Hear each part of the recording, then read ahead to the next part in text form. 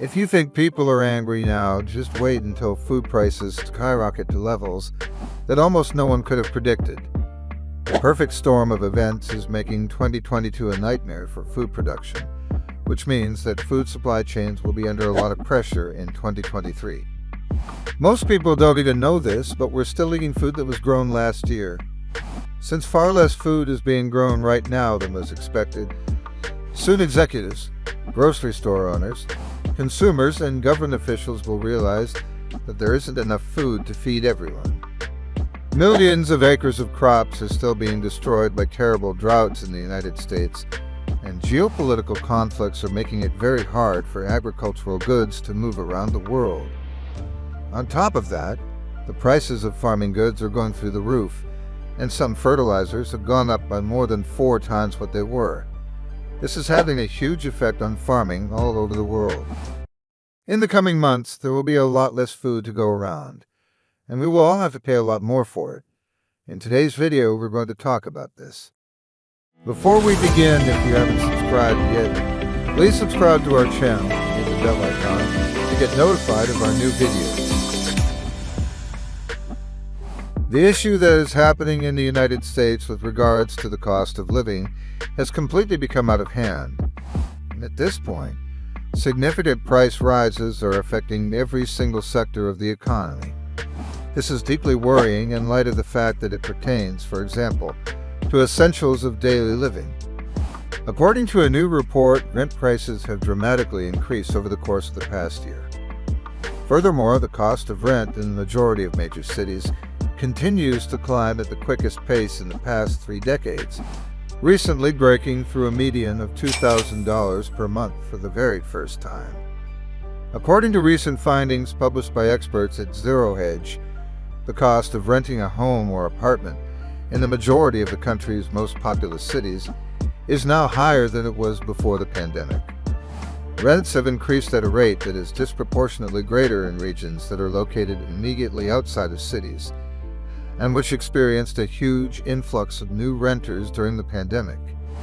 The return of people to large cities after the pandemic has also impacted efforts to bring costs down. In addition, rising loan rates have dissuaded some prospective homeowners from purchasing a property, who have instead opted to rent instead. However, the low supply of available units continues to spark competitive bidding, even in the rental market, which suggests that the national average may reach an even higher level by the end of the year. Who exactly can afford to pay rent of $2,000 per month when the Social Security Administration reports that the typical annual income for workers in the United States is only $3,412?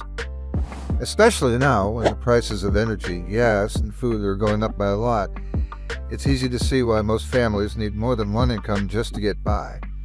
But even 2 incomes aren't always enough to keep a roof over their heads. Data from Bloomberg shows that at the moment, 40% of all households that are behind on their rent say they are likely to be evicted or lose their homes in the next 2 months. This is equal to 5.4 million homes. This shows that our standard of living is going down as we watch. Tens of millions of Americans work as hard as they can each month just to pay their bills. Since more than 60% of people live from paycheck to paycheck, it's safe to say that most people in the country are having trouble making ends meet. That's why the rising cost of food is such a big deal. According to the most recent numbers from government agencies, the cost of food at home has been going up at the fastest rate in more than 40 years. The Food at Home Index, which shows how much food people buy at places like grocery stores to eat at home, went up by 13.1% in a year, which is the fastest rate since March 1979. Consumers are getting a break at the gas pumps, but not at the grocery store. Bankrot's chief financial analyst, Greg McBride, pointed out that food prices, and especially costs for food at home, continue to rise at the fastest rate in more than 43 years. McBride laid out, "The truth is that food prices are still going up, and we haven't seen the worst of it yet. Most of what we see at the grocery store now is a result of what happened in 2021. The widespread crop failures and other disasters that hit U.S. food production in 2022 haven't affected us yet. The potato shortage in Idaho shows how the food supply chain works. Now, if you haven't already heard about it, or seen less and less potatoes in the produce section of your grocery store, you will soon. Last summer, there was a terrible heat wave that led to this shortage. I'm not sure if you remember last June, but we had some just unbelievably hot temperatures here in Idaho, said Jamie Ihem, President and CEO of the Idaho Potato Commission. So our crop yields went down a lot last year. Before the harvest of 2022 comes along, it's just getting started. The crop from last year is not enough to meet people's needs. This means that the failed crops of 2022 will have a big effect on 2023. The U.S. Drought Monitor says that almost half of the country is in some kind of drought right now. Meteorologists say that the mega drought in the Southwest is the worst in 1,200 years. The drought is especially bad in Texas, where the state's huge agriculture industry is being hurt by the lack of water. There are hundreds of thousands of farms and ranches in Texas, and local news shows that almost all of them are in deep trouble right now. According to a recent article published in the Texan, the drought that is affecting Texas agriculture business, which accounts for 10% of the state's gross domestic product, is driving farmers and ranchers to the edge of financial disaster. Since 2017, the state's 247,000 farms and ranches, which encompass a total area of 127 million acres, have not received an entire year's worth of rain.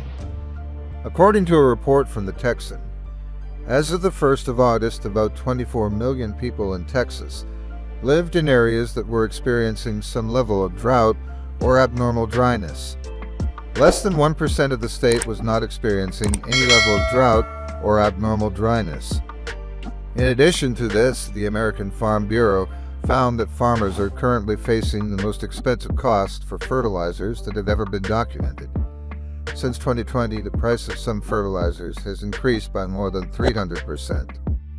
Last year, a ton of fertilizer cost about $270. But at point, 1 ton costs more than $1,400. In a recent interview with NBC, 𝐦𝐨𝐬𝐬, who is the farmer director for the United Soybean Board and also works for Kaiser Family Farms, stated that it's scary. It turns my stomach a little bit to think about the amount of risk that our family farm is taking right now. Fertilizer is necessary for the growth of plants. According to research conducted by the International Fertilizer Association, if plants do not receive the nourishment they require from fertilizer, it is possible that they will not produce the yields that are necessary to satisfy world demand. Because of this, we would only be able to provide food for approximately half the world's population if we did not use fertilizer. Farmers are finding themselves in the position of having no choice but to pass on part of those costs to their customers, which will result in even higher grocery prices in 2023, when we will begin to feel the effects of those cost increases being passed on to us. Many people are going to be driven to their breaking point as a result of this. Consumers in the United States are already feeling a great deal of anger as a result of rising food prices. According to the most recent survey done by Dunnhumby Consumer Pulse, 83% of consumers in the United States believe that the cost of food has increased significantly, and 7 in 10 of those customers indicate that the price hikes have had an impact on their monthly budgets. A separate survey that was held out by Retail Insight found that customers are relying on sales and discounts to help alleviate the crushing inflation. 2/3 of consumers, or approximately 65% of consumers, said that they are reducing the amount of money they spend on food in order to lower their cost of living. When they go grocery shopping, 65% of shoppers now actively look for sales and discounts to take advantage of. As a direct consequence of this, an increasing number of people are now resorting to debt in an effort to meet their financial commitments. In the second quarter of this year, there was a $46 billion increase in the total balances carried on credit cards. 30% of American adults have confessed that they relied on credit cards or loans in the previous week to cover their spending demands. This number rose from 23% back in the beginning of January.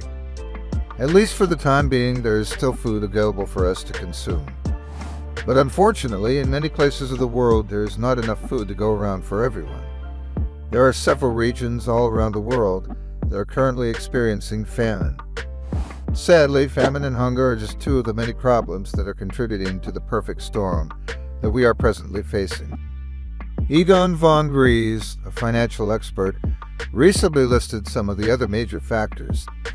These include debts at levels that can never be paid back, sovereign corporate and private debt, epic global bubbles in stocks, bonds, and real estate all bursting, major geopolitical conflicts with no desire for peace, energy imbalances and shortages, most of which are self-inflicted, food shortages leading to major famine and civil unrest, and inflation leading to hyperinflation and global poverty.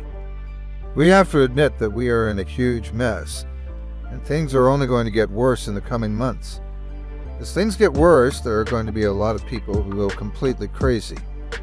People in the US are losing hope and getting angry about how things are going, and they are quickly reaching their breaking point. That's all for today. If you like this video, please give it a thumbs up.